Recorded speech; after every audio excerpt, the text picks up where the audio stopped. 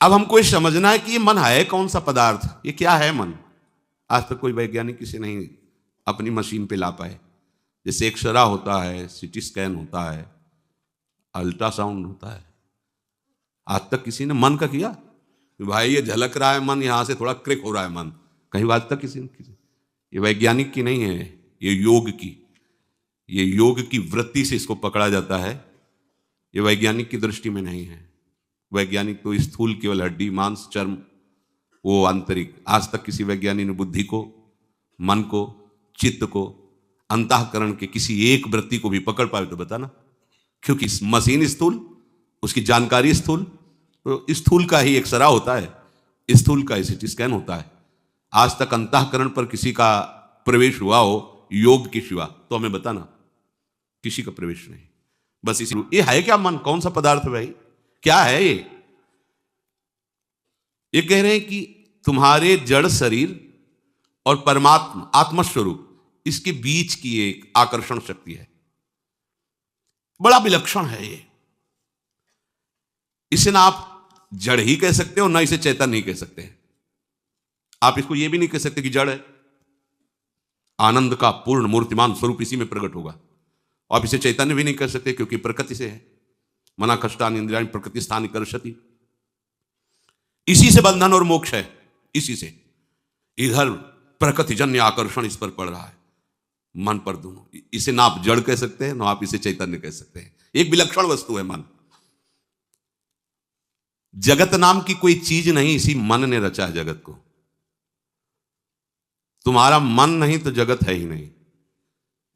ये वैज्ञानिकों की भाषा नहीं है, ये योगारूढ़ महापुरुषों की भाषा है। अब आपको उसको बिल्कुल सरल भाव में बता रहे हैं। मन है तो जगत है, मन नहीं तो जगत नहीं। अब आप विचार करके देख लो, जो बात आपने मन में डाल दी है उतना ही आपकी समझ में है। जो बात नहीं मन में डाली वो है ही नहीं आपके। बहुत बड़ी सृष्टि, बहुत विषय, बहुत प्रपंच, लेकिन जितना डाला है ना मन में उतना ही आपके है। इसके बाद कहां है आप बताओ? आप सोचो, कैसा है हालैंड, थाईलैंड, अमेरिका, कैसा है भला दिखा दे मन आपको। लेकिन चित्रपट में भी अगर देखा है और डाल दिया है मन में, ऐसा है। मन से ही जगत है, नहीं तो है नहीं। बोले है तो तभी तो चित्रपट डाला उसमें तो। वो भी जो चित्र बना किसी मन के द्वारा ही बना है। वो भी जो बना स्थान जिसमें चित्र में डाला गया, वो भी मन के द्वारा ही बना है। कैसे? बोले जैसे स्वप्न में शरीर स्थूल पड़ा हुआ है और स्वप्न में पूरे का पूरा संसार रच दिया इस मन ने। मन ही अस्त्र बना, मन ही मारने वाला बना, मन ही मरने वाला बना, मन ही बचाने वाला बना, मन ही खाने वाला बना, मन ही खिलाने वाला बना। जो वस्तु खाई जाती वो मन बना। सब कुछ स्वप्न में केवल मन बना, केवल मन, दूसरा कुछ नहीं। स्वप्न में केवल मन बना। और जब जगे आप तो कुछ था क्या? ये कब पता चला? जब जगे। अगर आपको जगत दिखाई दे रहा है तो अभी जगे नहीं है। स्वप्न में भी ऐसा एक स्वप्न आता कि मैं जग चुका हूं। उसी स्वप्न में स्वप्नांतर भी देख रहा है वो, लेकिन है वो स्वप्न में ही। ठीक ऐसे ही जब तक स्त्री पुरुष जड़ चैतन्य ऊंच नीच सुख दुख हानि लाभ, ये स्वप्न रचा हुआ है मन रूपी माया का। ये मन जब तक भगवदाकार नहीं होगा तब तक ये जगत दिखाई दे रहा है। इस जगत का अस्तित्व है मन से ही है। मन ठीक हो गया तो आप ना कभी बंधे थे और ना आपका कभी मोक्ष होगा, क्योंकि आप बंधन को प्राप्त होते तब तो मोक्ष होता।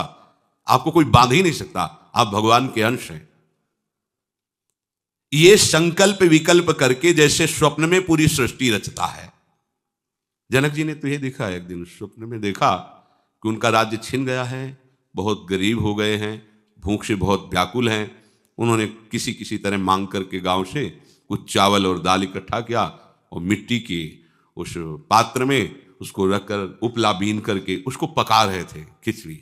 इतने में 2 सांड लड़ते हुए आए, वो खिचड़ी भी मिट्टी का पात्र फूल, बड़े व्याकुल हुए भूख से। और जब जगे देखा सिंह अपनी शैया पर। देवताओं को भी जो सुख नहीं महाराज जनक जी को प्राप्त थे। सिया जी के पिता होने का सौभाग्य मिला, ज्ञानियों में शिरोमणि विदेहराज। ये क्या था? भूख से व्याकुल दर दर भटक रहा था, ये सत्य कि अभी इस राज वैभव में, कि ये सत्य, ये सत्य कि वो सत्य, क्या है? एक शब्द में अष्टावक्र जी ने उत्तर दिया था, ना ये सत्य ना वो सत्य।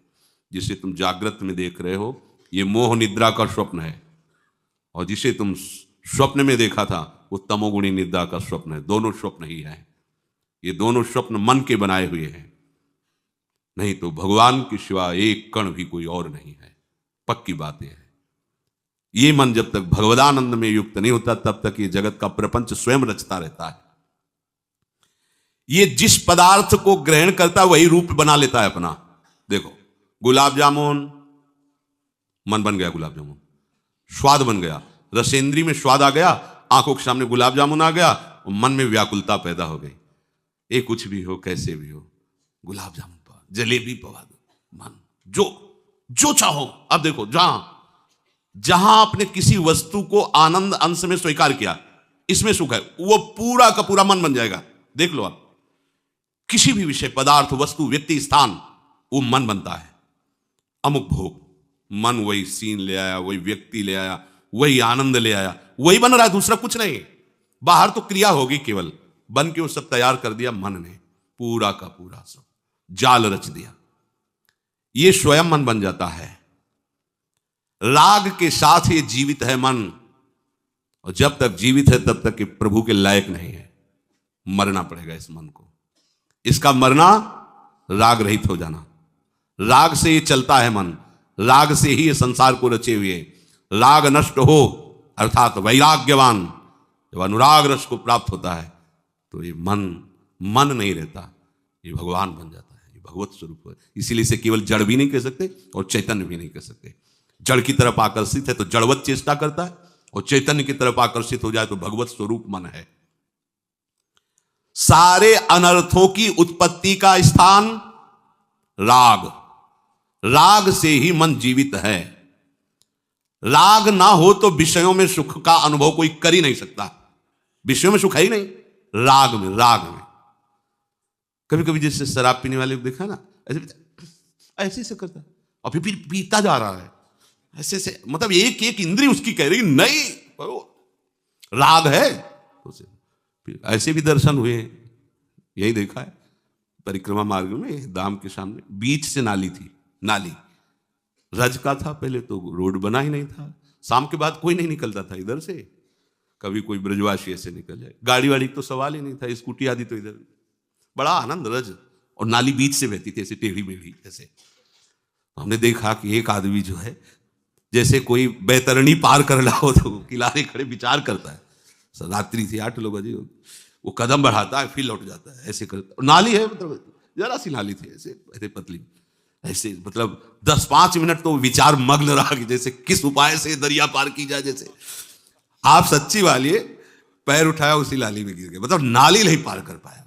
और जब अब ये हुआ कि अब मर न जाए नाली, तो उसको बदबू आ रही थी, जब उठाया ऐसे उसकी, मतलब राष्ट्रपति भी ऐसे बोलने में हिचकेगा, अहम की धरा चरम सीमा की, उसको लग रहा है आनंद में निमग्न, नाली में पड़ा है आनंद में नहीं। देखो क्या हुआ, राग मान लिया उसमें आनंद। कैसी दूसरे लोग देख करके उपहास करते हैं, घृणा बुद्धि करते हैं, लेकिन वो दूसरे दिन फिर उसे पैसा लगा के पिएगा। ये सारा का सारा अनर्थ राग में छुपा है, और ये राग कहां है? मन में है। अगर मन वैरागी हो जाए, अभी परमानंद की अनुभूति हो जाए, ये जिस विषय में दुख देख लेगा उसे भूल कर नहीं करेगा, पर राग छुपा होने के कारण बातों से भले कहे। जैसे अब उसी का लड़का अगर कहीं ठेके पे खड़ा दिखाई दे, यद्यपि वो शराबी है, पर उसको चुभेगा, वो कहेगा बेटा तुम मत पियो, बिल्कुल बेकार है, देखो हम बर्बाद हो चुके हैं, ज्ञान है उसको, तुम मत, देखो हमारी बात मान लो, आज क्यों दिखाई दे, कभी मत यहां दिखाए, ये बहुत गलत है, पर वो खरीद के पिएगा, फिर दुर्दशा को प्राप्त होगा। इसे दुख नहीं कहते, इसे दोष दर्शन। जिस दिन दोष दर्शन हो, दोष दर्शन कब होता है? जब ये लगेगा कि वास्तविक इसमें सुख नहीं है, तो मेरा उपहास कर रही इंद्री, कब तक ऐसा होता रहे, या किसी महात्मा की वचन स्वीकृत हो जाए।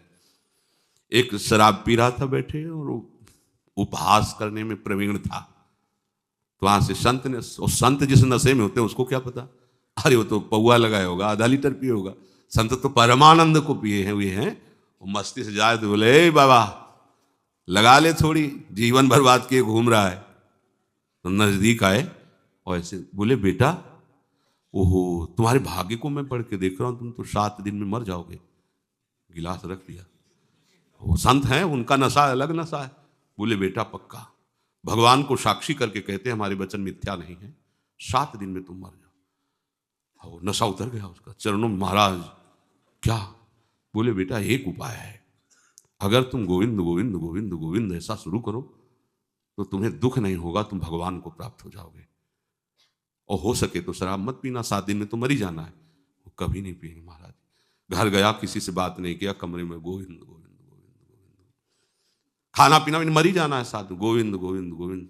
7वें दिन संत भगवान पहुंचे, उसके आंसू चल रहे थे। गोविंद बोले, महाराज कितने घंटा रह गए हमारे लेके? बोले 7 दिन से पिया तो नहीं? बोले ले, पिया भी नहीं, कुछ खाया भी नहीं है, बस गोविंद गोविंद गोविंद। तो बोले, बेटा तुम तो अमर हो गए, अब तुम मरोगे नहीं।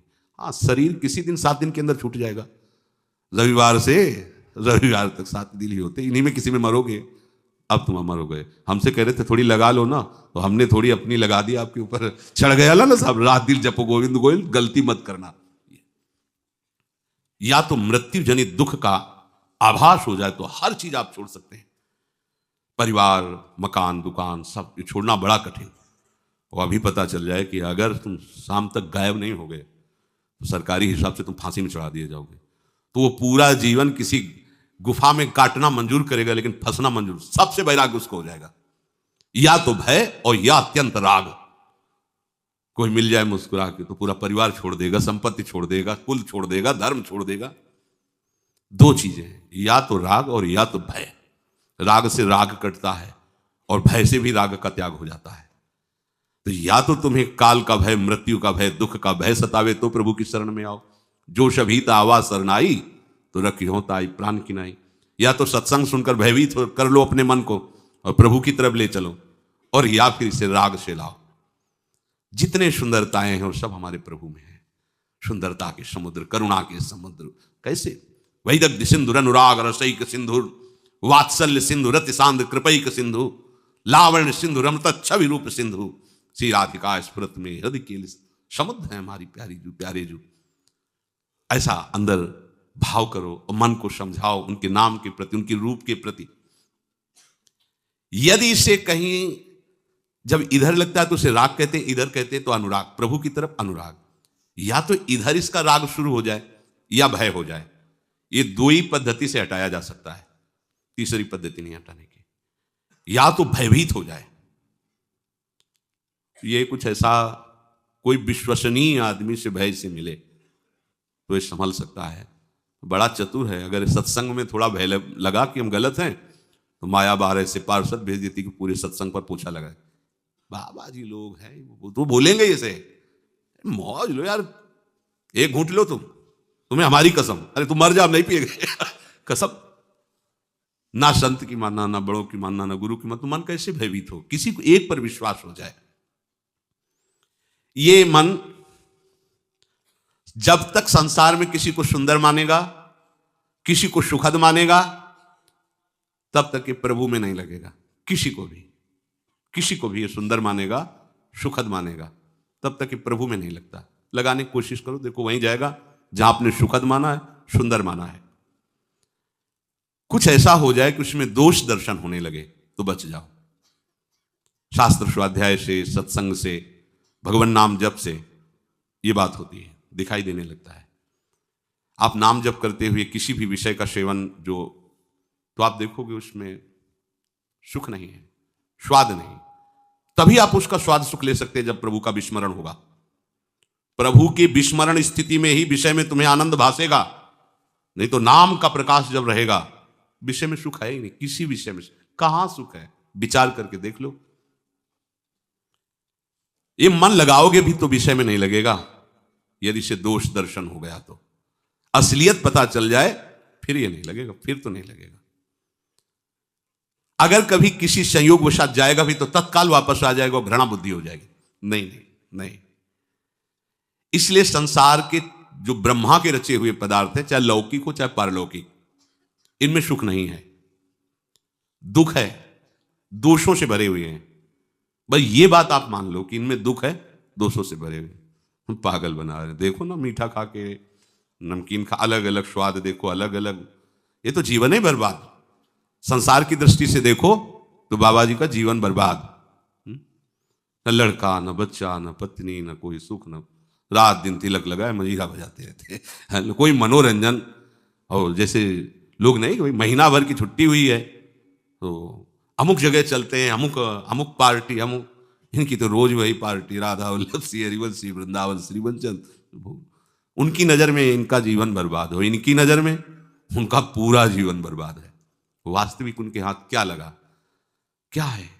जब आपका शरीर पूरा होने का समय आएगा तो आपके पास फाइनल में क्या जमा हुआ, पूरे जीवन में क्या जमा हुआ? वही दुष्कर्म, वही ऐसे कर्म जो पुनः आपको दंड देंगे जाके।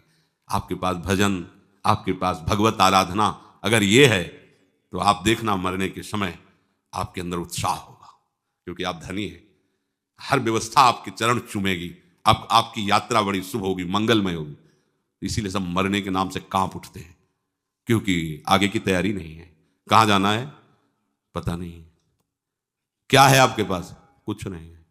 यहाँ जो बटोरा सब यहीं छूट जाएगा, कुछ नहीं। और संत जन क्या बटोरते हैं? परम धन राधा नाम, वो अविनाशी है और वही साथ जाएगा।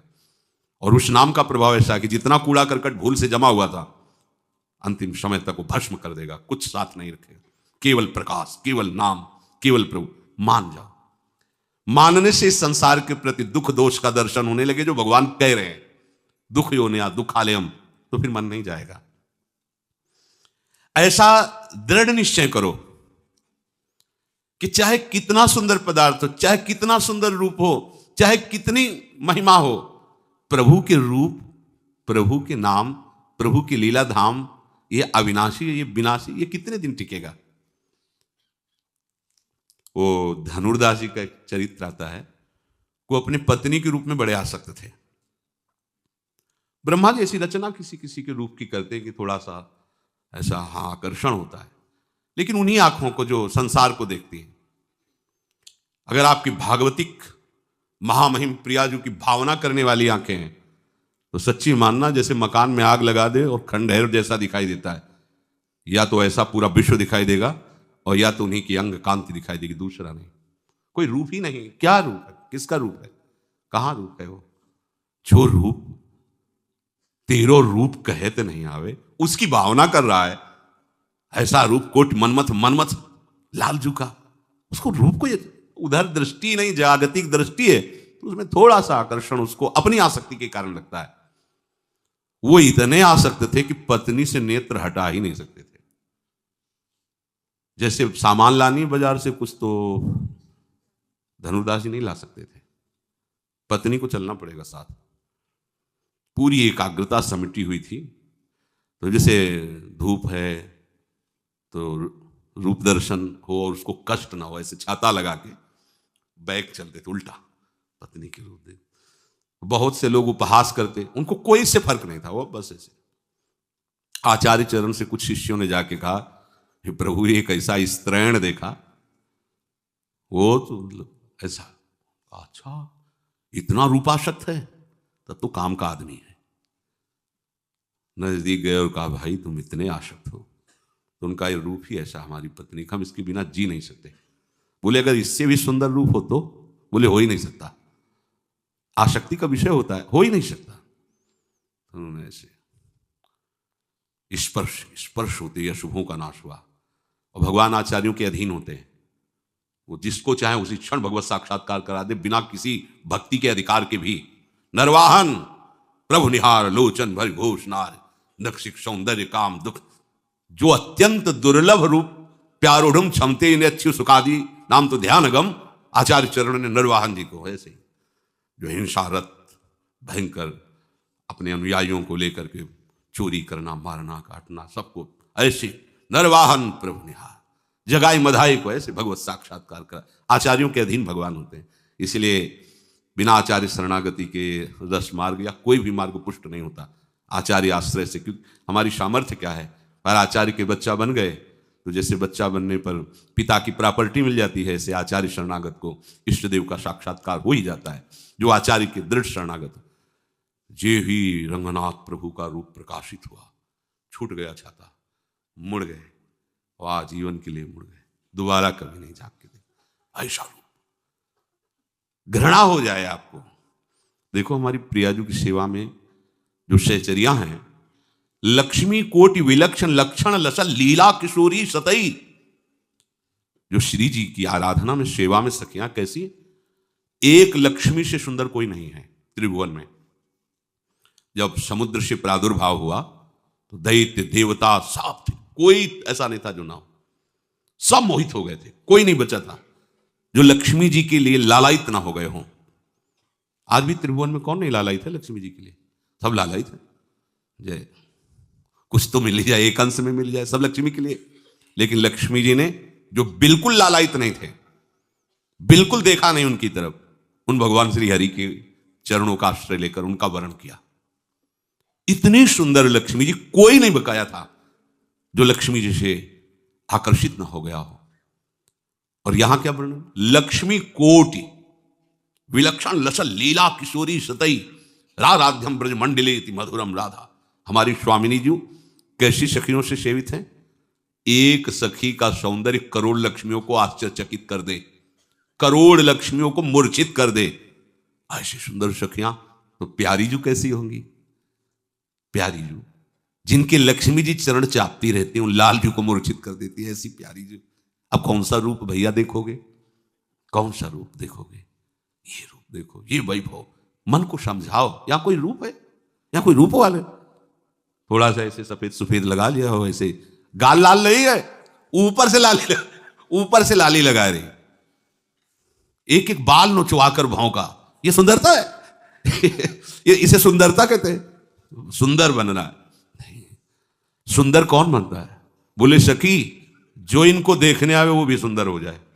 आप देखो, प्रभु का भजन करके देखो, आपका हृदय सुंदर, आपकी वाणी सुंदर, आपका दर्शन करने के लिए हजारों लोग, आपका दर्शन क्यों? क्योंकि आपके अंदर सुंदरता की राशि, किशोरी किशोर का नाम चल रहा है, किशोरी किशोर का चिंतन चल रहा है। बड़े बड़े शब्द उनके दर्शन करने आते हैं। तो दर्शन किसका करने आते हैं? उस सौंदर्य की जो राशि है उनकी आराधना की, इसलिए उनका दर्शन।